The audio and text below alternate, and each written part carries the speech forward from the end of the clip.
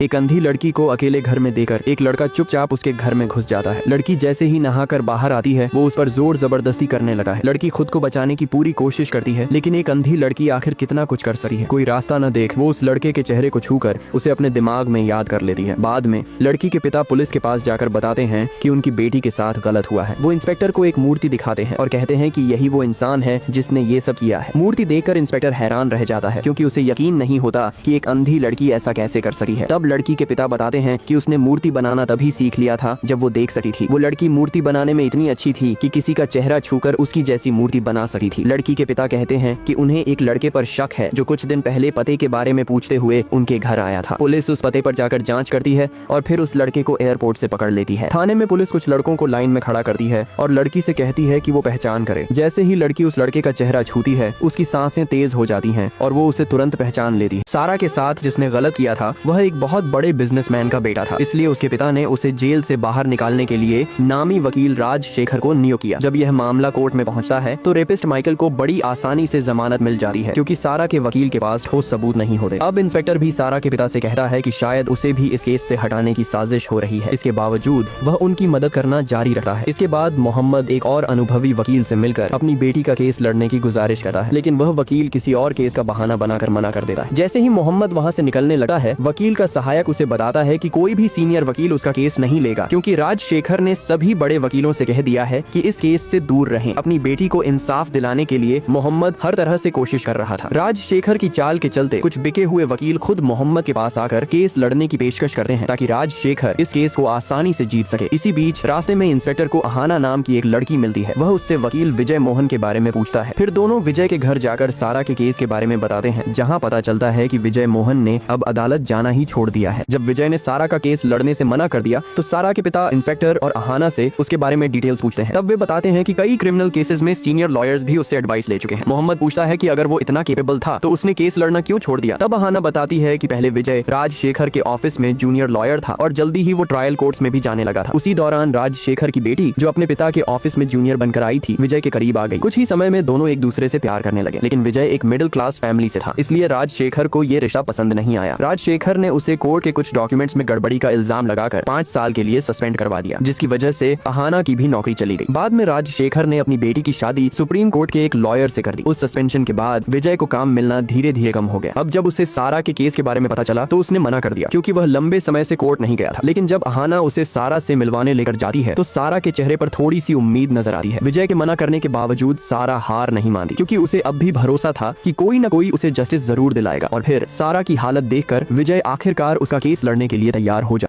अब विजय मोहन इस केस की जांच शुरू करते हैं, जहां सबसे पहले नौकरानी सीमा को बुलाया जाता है। सीमा कहती है कि सर और मैडम शादी में गए थे और मुझे भी बैंक जाना था, तो मैंने गेट लॉक किया और वहां चली गई। अब राजशेखर सीमा से क्रॉस एग्जामिनेशन के लिए आते हैं, जहां वो पूछते हैं बाहर वाले गेट की चाबी और किसके पास होती है, जिस पर सीमा कहती है कि दूसरी चाबी सर के पास है। फिर राजशेखर पूछते हैं तुम उस दिन बैंक क्यों गई थी। सीमा कहती है कि मुझे लोन लेना था। राजशेखर कहते हैं इसका मतलब मोहम्मद को अच्छी तरह पता था कि सारा घर पर अकेली होगी। वो सारा का बायोलॉजिकल फादर नहीं है, तो मुमकिन है उसने मौके का फायदा उठाया हो और सारा के साथ वो गलत काम किया हो। अब विजय मोहन सारा की माँ को घर बुलाते हैं, जहाँ वो कहती हैं कि इस घटना से एक दिन पहले हम घर में डिस्कस कर रहे थे कि हमें शादी में जाना है और सीमा को बैंक, तो सारा घर पर अकेली कैसे रहेगी। तभी माइकल वहाँ अपने दोस्त विनोद का एड्रेस पूछने आता है और सारा को देखकर हमारी सारी बातें सुन लेता है। अब राजशेखर सारा की माँ से क्रॉस एग्जामिनेशन करते हैं, जहाँ वो कहते हैं मोहम्मद आपके दूसरे पति है ना। जब आपके पहले पति ने लोन के चलते सुसाइड कर लिया, तब आपने एक शादीशुदा मोहम्मद से शादी कर ली सिर्फ पैसे के लिए, क्योंकि मोहम्मद एक अमीर आदमी था। ये सब करते हुए राजशेखर सारा की मां को चरित्रहीन साबित कर देते हैं। ब्लाइंड सारा का केस कमजोर पड़ता जा रहा था, इसलिए उसके वकील विजय ने पिछली सुनवाई में जज से इजाजत मांगी थी कि वह उसका एक स्कल्पचर बनाए, ताकि जज को भी यकीन हो जाए कि जिस तरह उसने जिस आरोपी माइकल की मूर्ति बनाई थी वही सारा को इंसाफ दिलाने का पक्का सबूत था। जैसे ही जज ने इजाजत दी, राजशेखर की बेटी पूर्णिमा जो इस केस को उसकी जगह लड़ रही थी, उसे इससे दिक्कत हुई, इसलिए उसने मूर्ति के लिए इंसान चुनने का हक खुद लेना चाहा। उसने ये भी कहा कि सारा के साथ कमरे में कोई तीसरा इंसान नहीं होना चाहिए। जब सारा कमरे में थी, वहाँ वहाँ कोई और नहीं था। दरअसल माइकल का वकील खुद राजशेखर था। जब सारा उसका चेहरा छू रही थी, उसने उसके सामने कुछ आपत्तिजनक शब्द कहे ताकि उसका ध्यान भटका सके। चेहरा ठीक से समझने के बाद सारा उसकी मूर्ति बनाने लगी। जब मूर्ति बनकर जज के सामने लाई गई तो जज भी उसे देखकर चौंक गया, क्योंकि सारा ने हूबहू राजशेखर जैसी मूर्ति बनाई थी। जज ने वकील को उसके पास खड़ा किया और सामने बैठे लोगों को दिखाया। ये देखकर सारा के परिवार के चेहरे पर खुशी दौड़ गई। खुद राजशेखर भी उसे देखकर हैरान रह गया। जब विजय केस जीतता है तो सारा उस इंसान को छूती है जिसने उसे इंसाफ दिलाया और उसका शुक्रिया अदा करती है।